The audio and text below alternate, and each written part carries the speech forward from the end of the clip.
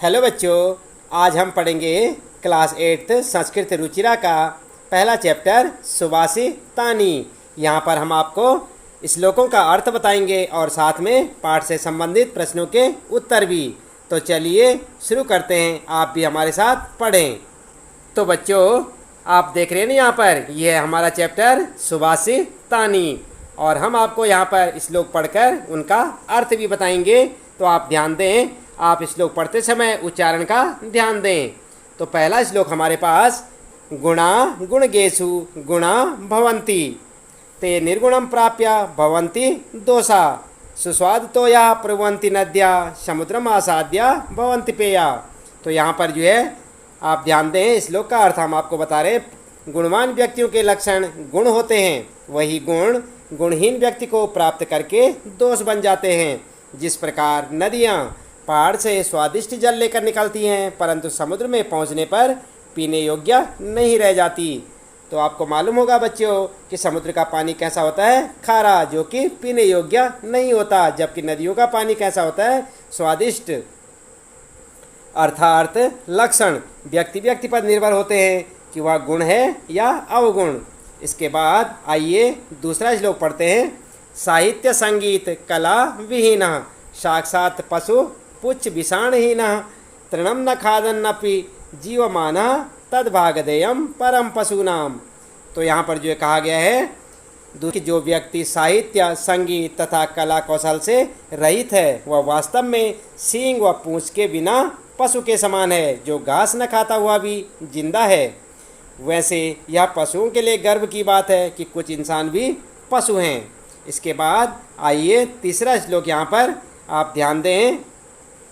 लुब्धस्य नश्यति यशा पिशुनस्य मैत्री नष्ट क्रियस्य कुलम अर्थपरस्य धर्मः विद्याफलं व्यसनिनः कृपणस्य सौख्यम राज्यम परमत्त सचिवस्य नराधिपस्य। तो यहाँ पर जो है तीसरे श्लोक में बताया गया है, लालची व्यक्ति का यश, चुगलखोर की मित्रता, कामचोर का कुल, धन को चाहने वाले का धर्म और बुरी लत वालों की विद्या का फल, कंजूस का सुख, ऐसे राजा जिसके मंत्री प्रमाद से भरे हों यानी कि आलस से भरे हों, उसका राज्य नष्ट हो जाता है। इसके बाद आइए यहाँ पर आप देखें, चौथा श्लोक है। पीत्वा रसम तु कटुकम मधुरम समानम माधुर्यम एव जनेन मधुमक्षि कासो संतस्तथैव समसज्जन दुर्जनानाम श्रुत्वा वचः मधुर सूक्त रसम सृजंती। तो यहाँ पर जो कहा गया है, चौथे श्लोक में बताया गया है कि जिस प्रकार मधुमक्खी कड़वे या मीठे फलों के रस को समान रूप से पीकर मीठे रस उत्पन्न करती है, उसी प्रकार साधु लोगों को दुष्ट तथा सज्जन लोगों के वचनों को समान रूप से सुनकर मधुर वाणी बोलनी चाहिए। इसके बाद अगला है यहाँ पर पांचवा और छठा श्लोक आप देख रहे हैं यहाँ पर। महताम प्रकृति सैव वर्धितानाम परेरपि न जहाति निजम भावम सख्यांशु लाकृतिरथा स्त्रियाम रोचमानायाम सर्वम तद रोचते कुलम तस्याम तो रोचमानायाम सर्वमेव न रोचते।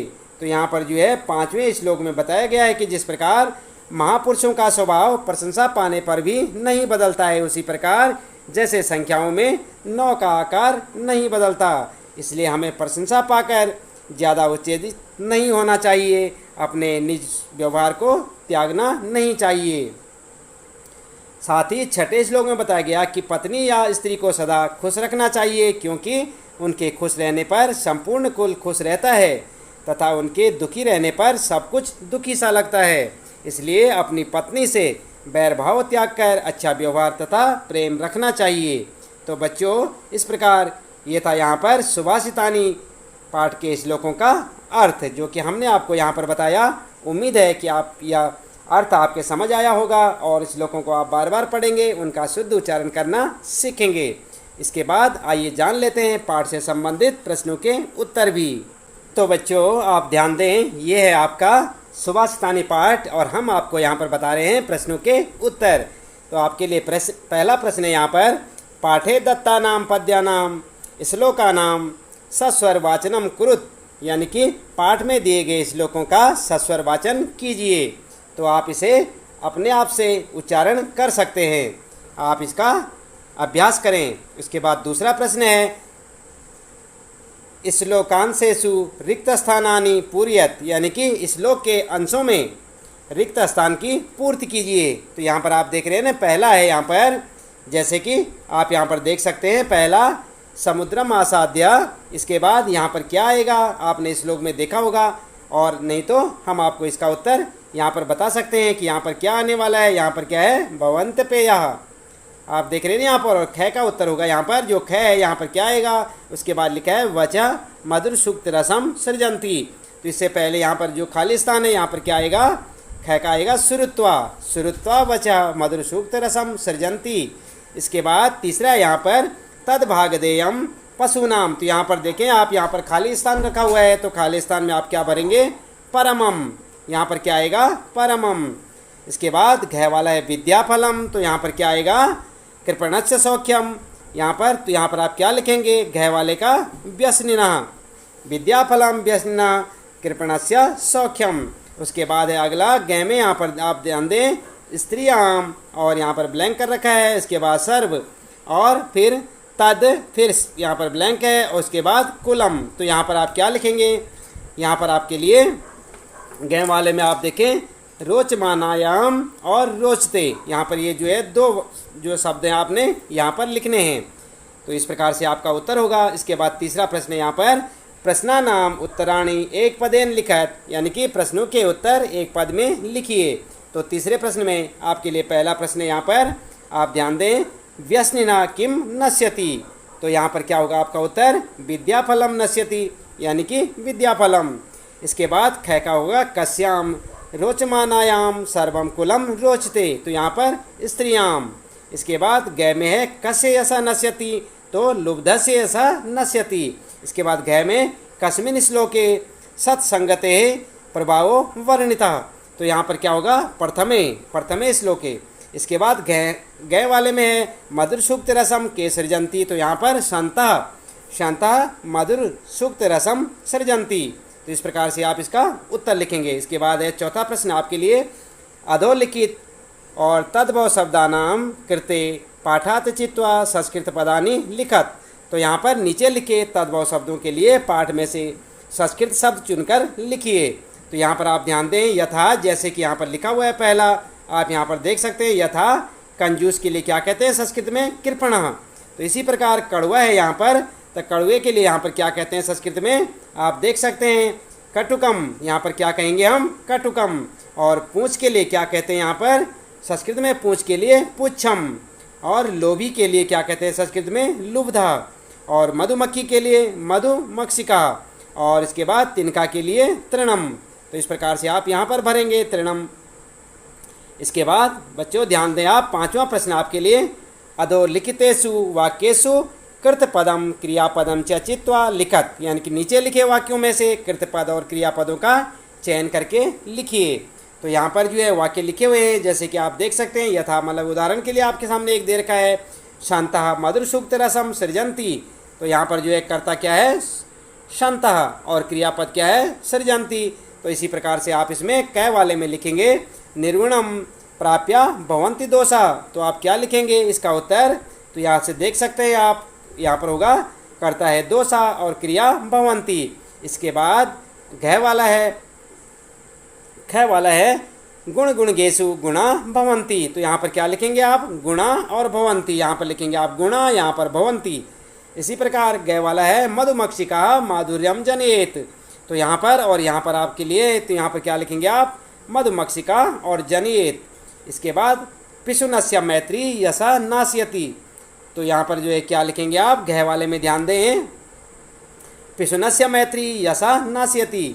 तो यहाँ पर मैत्री और नाश्यति, यहाँ पर मैत्री, यहाँ पर नाश्यति। और इसके बाद अगला है नद्या समुद्रमासाद्या अपेया भवंती। तो यहाँ पर नद्या और भवंती, यहाँ पर नद्या लिखेंगे, यहाँ पर भवंती। तो इस प्रकार से आप इसका उत्तर लिख सकते हैं।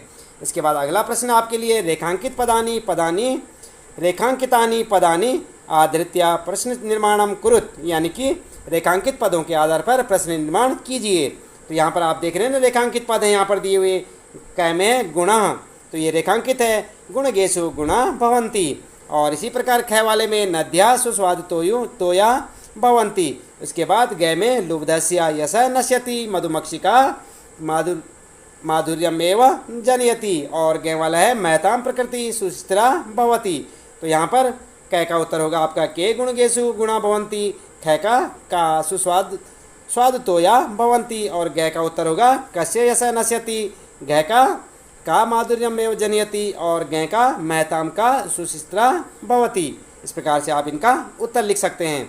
अब इसके बाद आपका 7वां प्रश्न, उदाहरणानुसारम पदानि पृथक कुरुत, यानी कि उदाहरण के अनुसार पदों को पृथक पृथक कीजिए। तो आप क्या लिखेंगे?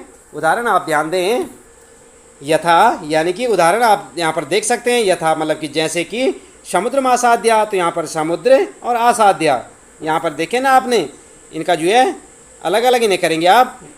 और माधुर्यम एव, तो यहाँ पर माधुर्य और एव, और अल्पमेव अल्पम और एव, यहाँ पर आएगा अल्पम और एव। आप उत्तर में यहाँ नीचे देख सकते हैं। इसी प्रकार सर्वमेव, तो क्या होगा? सर्वम और एव।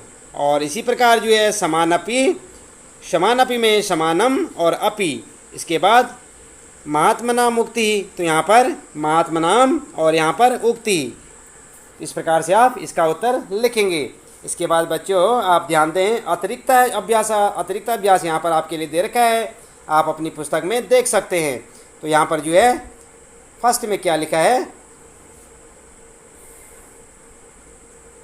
श्लोकांशान परस्परम मेलियत, यानी कि श्लोकांशों का परस्पर मेल कीजिए। तो यहाँ पर क्या है, सुस्वाद तोया प्रभवंती नद्या, तो श्रुता वचा मधुर सूक्त रसम सृजंती। यहाँ पर साहित्य संगीत कला विहीना राज्यम परमत्त सचिवस्य नराधिपस्य। तो यहाँ पर जो है संतस्तथैव समसज्जन दुर्जनानाम समुद्रमासाद्या भवन्ति पेया विद्याफलम व्यसना कृपणस्य सौख्यम। और यहाँ पर साक्षात पशु पुच्छ विषाणहीना। तो आपको इसका उत्तर यहाँ से आप लिखेंगे, सुस्वाद तो या प्रवंति नद्या, और यहाँ पर जो है समुद्रमासाद्या भवन्ति पेया साहित्य संगीत कला विहीना साक्षात पशु पुच्छ विषाणहीना।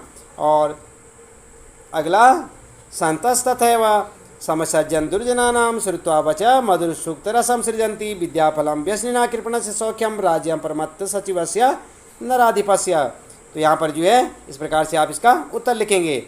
इसके बाद यहाँ पर ध्यान दें, पदानि पृथक कुरुत, यानी पदों को पृथक कीजिए। यहाँ पर क्या है, कुलम अर्थपरस्य।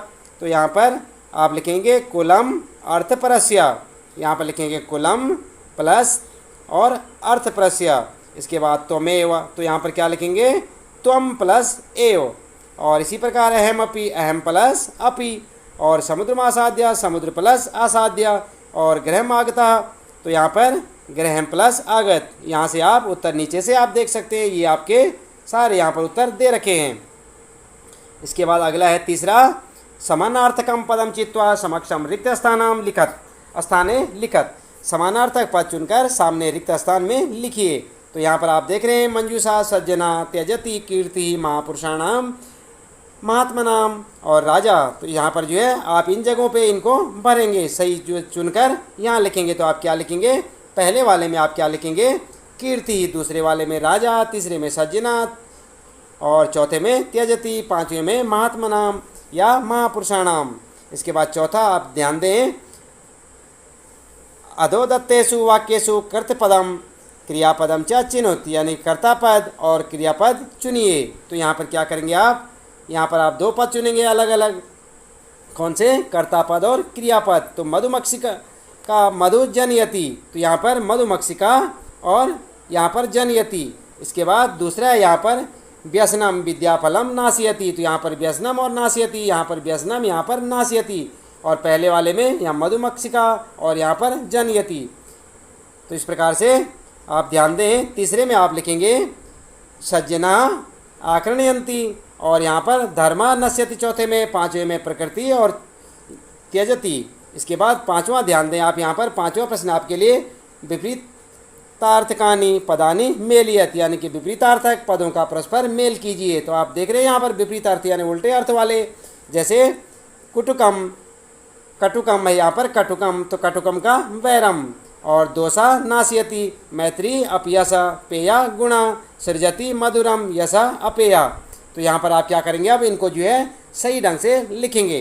तो उत्तर होगा आपका कटुकम। कटुकम का मतलब क्या होगा, मधुरम। और इसके बाद पेया का अपेया, दोषा का गुणा, सृजति का नाशयति, मैत्री का वैरम, यश का अपयस। तो ये क्या हो गए, यहाँ पर विलोम शब्द हो गए। तो आप क्या करना है, ये जो आपके पास शब्द दे रखे हैं इनमें आपस में जो है इनको जो है सही मेल बनाना है आपने, कौन किसका विलोम है यानी कि उल्टा कौन सा है वो आपने वहाँ पर आगे उसके आगे लिखना है। इसके बाद अगला प्रश्न आपके लिए बहुविकल्पीय प्रश्न। तो यहाँ पर आप ध्यान दें, प्रत्यविकल्पेभ्य शुद्धम उत्तरम चित्वा लिखत, यानी कि नीचे जो दिए गए विकल्पों में से शुद्ध उत्तर चुनकर लिखिए। तो यहाँ पर आप क्या करेंगे, आप पहला देखें महताम प्रकृति सेवा। तो यहाँ पर आप लिखेंगे सह प्लस एव, सा प्लस एव या सा प्लस एव। तो यहाँ पर आप इसे भरेंगे।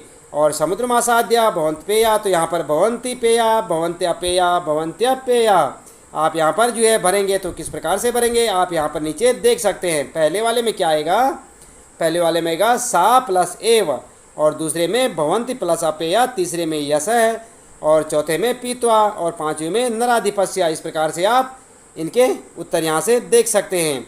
इसके बाद अगला प्रश्न आपके लिए दूसरा प्रश्न, उचितम विकल्पम चित्वा एक पदेन उत्तरत, उचित विकल्प चुनकर एक पद में उत्तर दीजिए।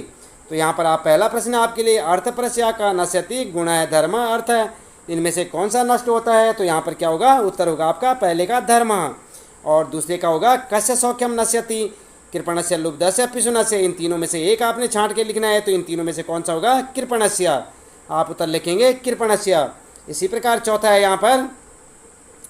यहाँ पर आप देखें तीसरा है पहले, के निर्गुणम प्राप्य दोषा भवंती। तो इनमें से सज्जना दुर्जना गुणा, इनमें से आप तीनों में से एक लिखना है आपने। तो तीसरे का क्या होगा, गुणा। और चौथा प्रश्न आपके लिए, के मधुर सूक्त रसम सृजंती मधुमक्षिका संता समुद्र। तो यहाँ पर क्या होगा, संतः। और इसके बाद पांचवा प्रश्न आपके लिए, नद्यकम आसाद्य अपेया भवंती। तो यहाँ पर निर्गुणम समुद्रम स्वभावम, इनमें से समुद्रम आप इसका उत्तर होगा। इसके बाद अगला प्रश्न आपके लिए तीसरा प्रश्न, उचित पदम चित्वा प्रश्न निर्माणम कुरुत। उचित पद चुनकर जो है प्रश्नों का निर्माण कीजिए। तो यहाँ पर जो है संत है जैसे मधुर सूक्त रसम सृजंती कहा किम के, इनमें से, और लुब्धसी ऐसा नश्यति कहा कश्य कम, और गुणा गुणगेशु गुण भवंती कस्मिन कयो केशु, और व्यसनेन विद्याफलम नश्यति कहा किम केन। इनमें से आप जो है उचित पद को चुनेंगे। और जैसे कि पांचवा है यहाँ पर, नद्या सुस्वातो या प्रभवंती कहा के का। तो यहाँ पर क्या लिखेंगे आप, पहले का लिखेंगे यहाँ पर संत के, यहाँ पर आप क्या चुनेंगे, संता मधुर सूक्त रसम सृजंती। तो संता के सृजंती, तो यहाँ पर क्या आएगा के। उसके बाद लुब्धस्य ऐसा नश्यति, यहाँ पर आएगा कस्या, और तीसरे में होगा केशु, और चौथे में होगा किम, और पांचवें में नद्य वाले में का। इस प्रकार से आप इनका उत्तर लिख सकते हैं। तो बच्चों आप ध्यान दें, ये था हमारा क्लास 8 संस्कृत रुचिरा के अंतर्गत पहला चैप्टर सुभाषितानी, जिसके हमने आपको यहाँ पर प्रश्नों के उत्तर बताए। इसी प्रश्न के साथ यहाँ पर इसके उत्तर समाप्त होते हैं। तो उम्मीद है कि आपको इन प्रश्नों के उत्तर अच्छे से समझ आए होंगे। इससे पहले हमने आपको जो श्लोक है इस पाठ से संबंधित उनका हमने आपको अर्थ भी बताया, और आप उनका उच्चारण करना सीखें, उन्हें अच्छे से याद करें। आज के लिए इतना काफ़ी है। आपका दिन शुभ हो।